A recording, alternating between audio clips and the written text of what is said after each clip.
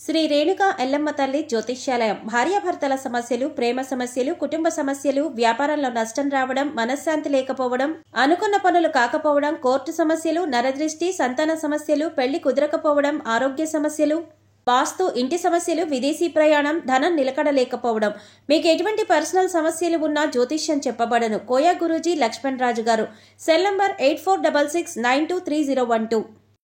ఓం శ్రీ మాత్రే నమః. ఛానల్లోకి స్వాగతం అండి. ఈ వీడియోలో మనం కర్కాటక రాశి వారికి ఏ విధంగా ఉండబోతుంది, అలాగే ఏ పేర్లతో ఉన్నవారు ఈ రాశి వారికి శత్రువులు, అలాగే ఏ రాశుల వారి వల్ల ఈ రాశి వారు ఇబ్బందులు ఎదుర్కొంటారు అనే ఆసక్తికరమైన విషయాలను ఈ వీడియోలో మనం వివరంగా తెలుసుకుందాం. కానీ అంతకంటే ముందుగా మీరు కనుక మన ఛానల్ని ఇప్పటివరకు సబ్స్క్రైబ్ చేసుకోకపోతే సబ్స్క్రైబ్ చేసుకొని పక్కనే ఉన్న బెల్ ఐకాన్ నొక్కి ఆల్ సెలెక్ట్ చేసుకుంటే మేము ఇలాంటి వీడియోస్ అప్లోడ్ చేయగానే ముందుగా మీకు నోటిఫికేషన్ వస్తుంది. అలాగే వీడియోని ఎక్కడా కూడా స్కిప్ చేయకుండా చివరి వరకు చూస్తేనే మేమేం చెబుతున్నామో మీకు పూర్తిగా అర్థమవుతుంది. ఇక వివరాల్లోకి వెళ్ళిపోతే, ఈ రాశివారు ముఖ్యంగా ఈ 3 పేర్లు ఉన్నవారితో చాలా జాగ్రత్తగా ఉండాలి. అలాగే 3 రాశుల వారు ఈ రాశివారికి అతిపెద్ద శత్రువులు అనే విషయాన్ని మీరు గమనించి వాళ్ళెవరో గుర్తించి వారితో మీరు జాగ్రత్తగా ఉండకపోతే జీవితంలో కష్టాలను ఎదుర్కోవలసి వస్తుంది. గ్రహాలు ఎంత అనుకూలంగా ఉన్నప్పటికీ కూడా ఈ రాశుల వారితో, అలాగే ఈ పేర్లు ఉన్నవారితో మీరు జాగ్రత్త పడకపోతే ఇటువంటి వారి నుంచి మీరు ప్రమాదాలు ఎదుర్కోవలసి వస్తుంది. ఎందుకంటే త్వరగా మీరు వారిని గుర్తించి దూరం పెట్టకపోతే మీరు చేసే ప్రతి పనిలో వారు ఆటంకాలు కలిగించటానికి సిద్ధంగా ఉంటారు. అయితే ఆ రాశివారెవరు, అలాగే వారు ఎటువంటి లక్షణాలను కలిగి ఉంటారో, వారు ఎటువంటి పనులు చేస్తారో అని మీతో ఎలా మాట్లాడతారు, వారి ప్రవర్తన ఎలా ఉంటుంది అనే విషయాలు మీరు పూర్తిగా తెలుసుకుంటే వారిని సులువుగా గుర్తించి వారిని మీ నుంచి దూరం పెట్టొచ్చు. అప్పుడు మీరు జీవితంలో ఎటువంటి ఆటంకాలు లేకుండా మంచి స్థాయికి చేరుకుంటారు. అయితే ఈ 3 పేర్లు ఉన్న వ్యక్తులు ఎవరు, అలాగే ఈ 3 రాశుల వారు ఎవరు అనే విషయాలను వివరంగా తెలుసుకోవాలి. అంటే ఈ వీడియోని మీరు చివరి వరకు స్కిప్ చేయకుండా చూడండి. అప్పుడే మీకు పూర్తిగా అర్థమవుతుంది. ఈ రాశివారు ఎప్పుడూ కూడా ఉత్సాహంగా, ఉల్లాసంగా ఉంటారు. ఏ పని చేపట్టినా దాన్ని పూర్తి చేయాలి అని పట్టుదలను కలిగి ఉంటారు. ఈ రాశివారు ముక్కుసూటిగా మాట్లాడతారు. ఇక వీరికి అప్పగించిన పనిని చేసుకుంటూ పోతారు. అలాగే ఎవరి జోలికి వెళ్లరు. ఎక్కువగా చంచల మనస్తత్వాన్ని కలిగి ఉంటారు.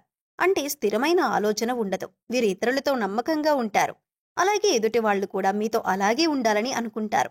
కానీ మీరు ఊహించిన దానికంటే భిన్నంగా జరిగినప్పుడు, అంటే ఎవరైనా మోసం చేస్తారు అని తెలిస్తే మాత్రం మీరు చాలా ఆవేదనకి గురవుతారు. మానసికంగా చాలా బాధపడతారు.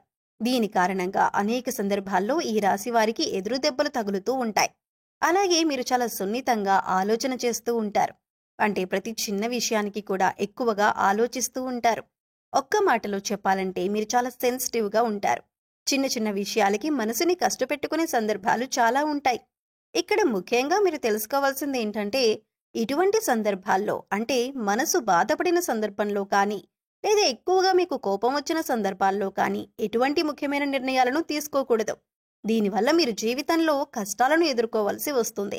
ముఖ్యంగా ఈ రాశి వారికి మీ మంచితనమే మీకు శ్రీరామ రక్ష అని చెప్పొచ్చు. ఎందుకంటే మీరు ఎదుటివారు బాధపడుతుంటే మీరు చూడలేని మనస్తత్వాన్ని కలిగి ఉంటారు.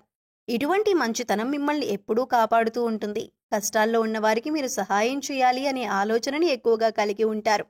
అలాగే సున్నితమైన మనసును కలిగి ఉంటారు. మీరు ఎవరిని ఒక మాట అనరు. అలాగే ఎదుటివారు మిమ్మల్ని ఏదైనా అంశంలో తూలనాడినా కూడా మీకు నచ్చదు. అలా అని తిరిగి వారిని అనటం కూడా మీకు ఇష్టం ఉండదు. ఎక్కడా మీరు ఒక మాట తిరిగి అంటే ఎదుటివారు బాధపడతారు అని మీరు 1కి 10 సార్లు ఆలోచించి మాట వదులుతారు. అంత సున్నితమైన మనస్తత్వాన్ని కలిగి ఉంటారు. అలాగే ఈ సమయంలో మీరు ఎటువంటి సందర్భంలోనైనా ఎంతమంది ఎన్ని విధాలుగా రెచ్చగొట్టినా మీరు ఓర్పుగా ఉండటం అనేది మంచిదని సూచించడమైంది. ఇలా ఉండటం వల్ల మీకు రాబోయే కాలంలో కూడా ఎటువంటి ఇబ్బందులు ఉండవు. అంతేకాదు, మీకు సమాజంలో మంచి పేరు, గుర్తింపు కూడా వస్తుంది. ఏదైనా నూతనంగా వ్యాపారం మొదలు పెట్టాలి అనుకున్నా కానీ, లేదా పెట్టుబడి పెట్టేటప్పుడు కానీ అనుభవజ్ఞుల సలహాలు తీసుకోండి. అలాగే మీ ఇంట్లో పెద్దవారి ఆశీర్వాదం తీసుకొని ఏదైనా పనిని మొదలు పెడితే ఖచ్చితంగా దాన్ని విజయవంతంగా పూర్తి చేస్తారు. అలాగే ఏదైనా పని మొదలు పెడితే అది పూర్తయ్యేంత వరకు ఎవరికీ చెప్పకండి. ఇలా చెప్పకుండా ఉండటం వల్ల మీరు మొదలుపెట్టిన పనిలో సక్సెస్ రేట్ పెరుగుతుంది. ఎక్కడా కూడా డబ్బులు వృధాగా ఖర్చు చేయకుండా చూసుకోండి. ఏదైనా ఉపయోగకరమైన ఖర్చుకి మాత్రమే ప్లాన్ చేయండి. మిమ్మల్ని ఎదుటివారు వాళ్ళ అవసరానికి తగ్గట్టుగా వాడుకుంటూ ఉంటారు. అదే మీకు ఏదైనా పనిలో సాయం కావాలి అన్నప్పుడు ఎవరూ ముందుకు రారు. ఇక ధనం అప్పుగా ఇచ్చిన సందర్భాల్లో మీరు ఎవరికైనా డబ్బిస్తే అవి తిరిగి రావటం కష్టమనే చెప్పాలి. ఒక రకంగా అది మొండి బకాయిగా పడిపోతుంది తప్పితే అప్పిచ్చిన డబ్బులు మీకు తిరిగి రావు. కాబట్టి ఎవరికైనా డబ్బులిచ్చే విషయంలో చాలా జాగ్రత్తగా ఉండండి.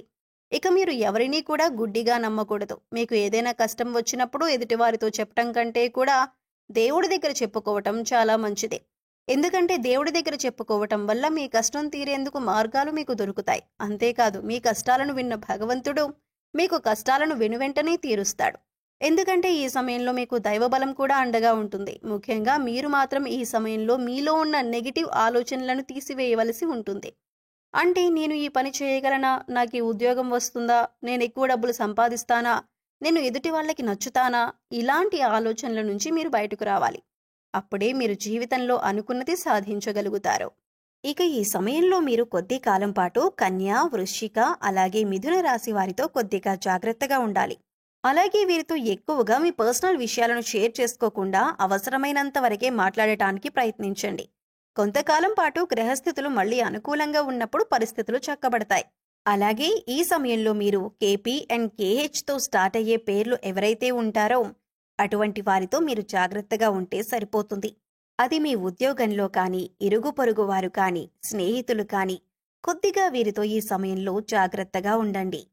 ఇక ఈ రాశివారు ఈ సమయంలో చేసుకోవలసిన దైవతారాధన చూసుకున్నట్లయితే మీరు ఎక్కువగా వినాయకుడిని ప్రార్థించవలసి ఉంటుంది.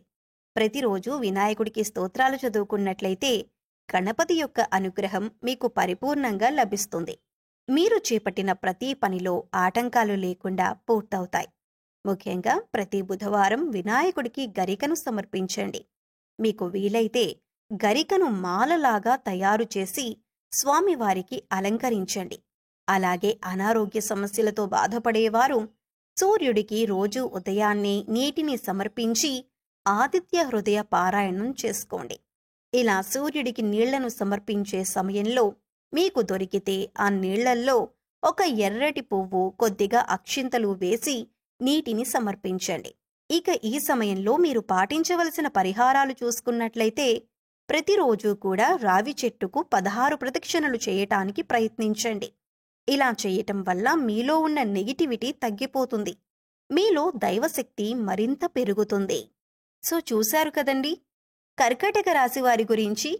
అలాగే మీరు ఏ అక్షరంతో మొదలైన పేర్లు ఉన్నవారితో జాగ్రత్తగా ఉండాలి, అలాగే ఏ 3 రాశుల వారితో ఈ సమయంలో మీరు జాగ్రత్తగా ఉండాలి అనే అంశాలతో పాటుగా ఈ సమయంలో మీరు చేసుకోవలసిన దేవతారాధన అలాగే పాటించవలసిన పరిహారాల గురించి ఈ వీడియోలో మనం వివరంగా తెలుసుకున్నాం కదా. ఈ వీడియో మీకు నచ్చినట్లయితే లైక్ చేయండి.